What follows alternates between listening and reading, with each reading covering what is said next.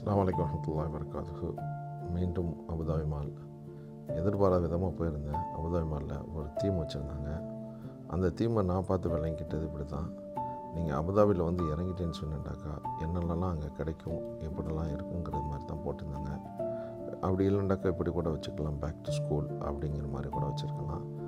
அதில் வந்து ரொம்ப அற்புதமாக பண்ணியிருந்தாங்க. நீங்கள் பார்த்தீங்கன்னாக்கா அரைவல் பண்ணுற மாதிரி ஃப்ளைட் இறங்குற மாதிரி ஒரு இது வச்சுருந்தாங்க.